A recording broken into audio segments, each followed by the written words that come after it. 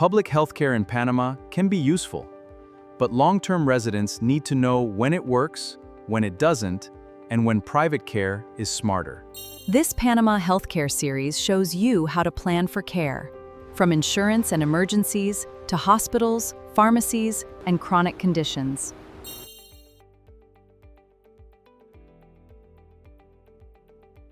Bienvenidos, friends! Welcome to another explainer. You know, there is a pretty common misconception that packing up and moving to paradise means your healthcare is just magically sorted the moment you step off the plane. Well, today, we are breaking down Panama's public healthcare system to help you build a sustainable, long-term medical strategy. Whether you're a retiree, a pensionado visa holder, a digital nomad on the path to permanent residency, or a full-time expat putting down real roots here by 2026, you need a healthcare plan that actually works on the ground. Naturally, we all want to reduce costs without sacrificing our quality of life, right? But doing that requires knowing exactly how the local system operates way before you actually need it. So you can go ahead and leave your magic wands at home. Down here, public healthcare isn't some VIP concierge service where you just snap your fingers and instantly jump to the front of the line. It's a system built for broad population coverage, not instant luxury. So the real question you should be asking isn't simply, can I use it? But rather, when does it actually make sense for you to use it, and when should you absolutely open your wallet and pay for private care? Okay, here's our roadmap for today's explainer. First, the public healthcare reality. 2. Decoding MINSA and CSS. 3. The true cost of care. 4. Public versus private strategies. And finally, 5. Building your master healthcare plan. Let's dive in. Starting off with Section 1, the public healthcare reality and what long-term planning for 2026 really looks like in Panama. Now check this out. Panamanians are living longer than ever. According to the Pan American Health Organization, the life expectancy at birth here is nearly 80 years, and our population over 65 is growing steadily. What does this mean for you as an expat? Well, it means you aren't just planning for sudden, unpredictable emergencies. You are planning for the inevitable, everyday routine of aging. As you spend years, maybe decades, enjoying this beautiful tropical weather, managing your everyday health transitions from an afterthought into a major, practical necessity. Because the truth is, we all face predictable long-term needs. We're talking about your standard blood pressure checks, regular diabetes monitoring, routine medication follow-ups, and everyday preventive screenings. If you are managing stable, predictable needs just like these, tapping into the public system can significantly reduce your financial burden over a 10 or 20-year horizon. It's genuinely fantastic for stable conditions where you just need basic, ongoing monitoring rather than urgent, highly complex interventions.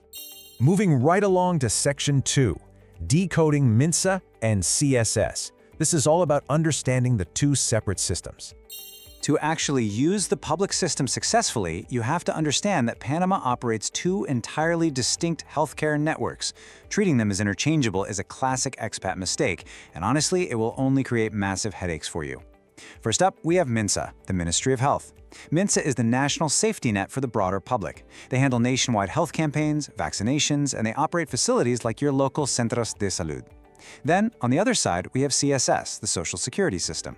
CSS is specifically and exclusively for insured workers, eligible retirees, and their direct beneficiaries who have actually paid into the system.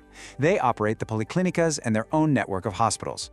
The crucial takeaway here, CSS requires specific affiliation and rigorous paperwork. You absolutely cannot assume automatic access just because you bought an apartment in Panama City or rent a beautiful house in Bouquet. All right, Section 3, the true cost of care. Let's uncover some of those hidden expenses. I'm not exaggerating when I say you need to treat a public clinic visit almost like a survival mission. You must come heavily prepared. You've got to bring your physical passport, your cedula, or your residency card. Have your CSS digital proof fully ready to go if you belong to that system. Always carry a one-page medical history perfectly translated into Spanish, especially if you have a history of heart disease, cancer, or take blood thinners. Bring physical, printed copies of your prior labs and imaging. And please, do not forget your survival gear. Pack snacks, water, a phone charger, and plenty of cash for taxis. Missing a single physical copy or a specific doctor's stamp will send you straight back home totally empty-handed. So, how does a clinic visit actually unfold in reality? Paciencia, my friends. Lots of patience. First, you arrive early. And by early, I mean sometimes before the sun is even up, right around 4 or 5 a.m., because appointment slots and triage tickets move fast, and they are strictly first come, first served. Second, you are going to wait in multiple, winding queues. Third, you undergo a very strict, process-driven triage. And finally, after seeing a doctor, you have to navigate entirely separate pharmacy and lab windows. As you can see, it is a process-driven marathon. It's not a quick private appointment where a receptionist calls you by your first name right on time. You really must bring your patience and completely adapt to the local norms. Which leads us to this reality. The true currency of public healthcare isn't the dollar. It's your time, your Spanish ability, and your documents. Think about it. A low-cost visit that takes 4 hours, 2 taxi rides, and a whole morning of waiting isn't exactly free, right? Furthermore, these public facilities operate entirely in Spanish. If your Spanish is limited, bringing a trusted local friend or a bilingual helper isn't just for your comfort. It is an absolute necessity for your personal safety, so you don't accidentally misunderstand critical dosage details or fasting instructions for your blood work.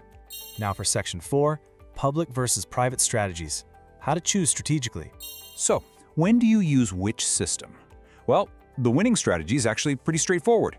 Use public care for the highly predictable things: routine vaccinations, annual flu shots, basic chronic condition monitoring, community health campaigns, and standard preventive checkups.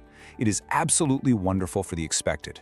But, and this is a big but, you must switch to private care immediately when you need time-sensitive specialists like neurologists or cardiologists. If you require advanced MRI or CT scans, elective, scheduled procedures where you need to carefully control the timeline, or when English language coordination is critical for your peace of mind, go private.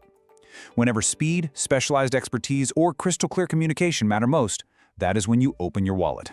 Let's talk about the pharmacy realities too. You must always confirm medication stock availability first. Never just assume the public pharmacy has your specific brand or dosage in stock that day. Second, CSS prescriptions have incredibly strict validity periods, often just 30 calendar days. If you show up on day 31, it's void, no exceptions. Third, the formatting is rigidly enforced. If the doctor's stamp is slightly smudged or your scheduler number is missing a single digit, you'll be turned away at the window. Because of this built-in unpredictability, you must keep a buffer supply of essential meds like insulin or thyroid medication. Never ever wait until your very last pill to seek a refill. Finally, Section 5, the Master Healthcare Plan, bringing your long-term strategy together. As you've probably gathered, understanding the public system is just one piece of a much larger puzzle. And that's exactly what we cover in our comprehensive healthcare explainer series. We've got Blog 1, which gives a tactical overview of Panamanian healthcare. Blog 5 dives deep into Panama City's private hospital network for when you need that rapid, specialized care. Blog 7 covers managing chronic illness and well-care. And Blog 8 gets deep into the weeds of pharmacy logistics and maximizing your pensionado discounts. You really need all these pieces working together to see the full board and protect your future here. Remember this quote: "The smartest residents don't treat public and private healthcare as enemies. They use both strategically." That is the ultimate takeaway for today. A successful expat builds a strategic hybrid model, leveraging the very best of both worlds. You save your money where it's safe and predictable in the public sector, and you confidently invest in private care when your health absolutely demands speed and clarity. So whatever you do, do not wait until you're sick to figure all this out. Check out the full blog for all the specific details, facility links, and official portals we discussed today. And definitely don't forget to catch the next explainer in this series to complete your master plan. Before we go, I want to leave you with this final thought. When a sudden health emergency strikes in 2026, will you be confidently managing the system, or will the system be managing you? Thank you so much for joining me today. Un abrazo, and I will see you in the next explainer. Join IGO Panama, the largest community for tourists and expats in Panama, and get free access to trusted resources, our private Facebook group, and our verified directory. This 8-part Panama healthcare series helps expats plan for care, from insurance and emergencies to hospitals, pharmacies, chronic conditions, and what to avoid before you need care.